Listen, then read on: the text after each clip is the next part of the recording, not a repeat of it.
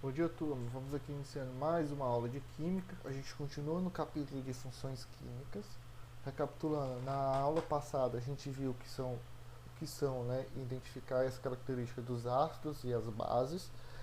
E nesta aula a gente vai estudar o sal e os óxidos, né? Então, saber identificar cada função química dessa e as suas características, assim como os sais com os ácidos e as bases, tá? O primeiro deles seria, que eu trouxe aqui para vocês, é o sal, certo? No cotidiano a gente sabe identificar o que é um sal, né? A gente usa muito no nosso dia a dia. Mas vamos aprender quimicamente, né? Então a função do sal é caracterizada por um composto iônico que apresenta ao menos um cátion e no mínimo um ânion, ou seja, um cátion de hidrogênio e um ânion diferente de OH. Ou seja, a gente viu que no ácido tem que ter o hidrogênio e no, no, na base tinha que ter um OH, né? Então, no sal, na sua composição molecular, tem que existir pelo menos um cátion H positivo ou um ânion OH diferente, certo? Então, por exemplo, sal de cozinha NaCl, você não tem a presença do cátion e nem o do OH, do ânion OH. Então, é uma forma de identificar o que é um sal. Ele não possui hidrogênio nem hidroxila, né? Aqui o mármore é um tipo de sal, né? CaCO3 não possui nenhum dos dois. O gesso, Ca e COH4, entre outras substâncias.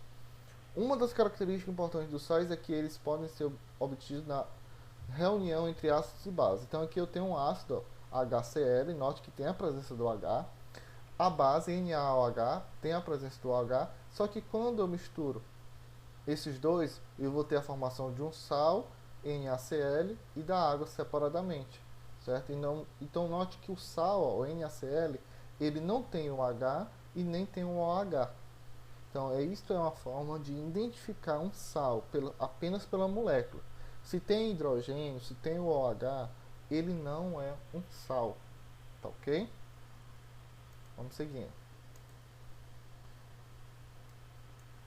Então vamos lá. Os sais compostos pela natureza no estado do solo geralmente sob a forma de minerais ou dissolvidos, no caso do cloreto de sódio, que é o NaCl, presente na água do mar. Então, são os que são encontrados nas naturezas.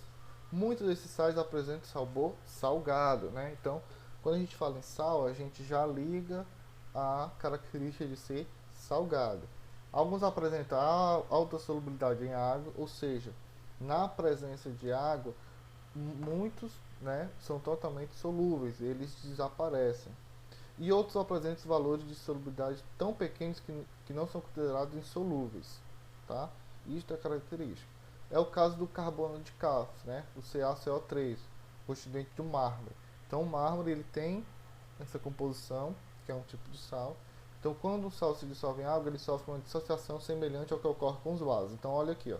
Eu tenho um cloreto de sódio, CaOH2, quando eu misturo com água, ele vai se dissolver em um cátion de sódio, Na positivo, e um ânion de cloro, Cl negativo, tá? Os sais mais importantes do funcionamento do nosso organismo atuam, por exemplo, regulando a quantidade de água nas células e como constituindo ossos e dentes. Então, o sal não é apenas algo negativo, ele é de extrema importância para o nosso organismo, né? Como eu disse aqui, ó, eles atuam regulando a quantidade de água nas células e como componente dos ossos e dos dentes, ok? Então, o sal também é importante para o nosso organismo. E a gente aprendeu como identificar, através da molécula, um sal, certo? Seja ela qual for. Então, vamos lá.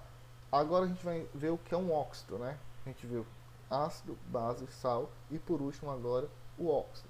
Então vamos lá. Os óxidos são compostos formados por apenas dois elementos químicos. Então, a forma mais fácil de identificar um óxido é que ele só pode ter dois elementos. Teve três, quatro, não é um óxido. Então, é um elemento químico formado apenas por dois, em que obrigatoriamente um deles precisa ser o oxigênio. Então aqui, ó, CO2 só tem dois componentes e um deles é o oxigênio. Não importa o outro, um tem que ser o oxigênio. Então, só olhando para essa molécula, eu identifico que é um óxido, tá? Então aqui, a água é um óxido, só tem dois componentes, certo? Um deles é o oxigênio, o outro é hidrogênio.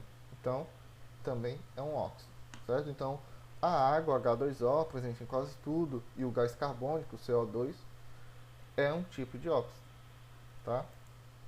Vamos lá. Os óxidos podem ser formados pela combinação de oxigênio com base em todos os elementos da tabela periódica.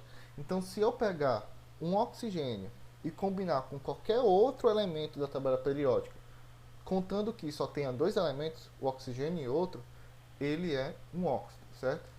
São encontrados sob a forma de inúmeros minerais, por exemplo, um ferro é um óxido, porque aqui ó, só tem dois componentes, ferro e oxigênio.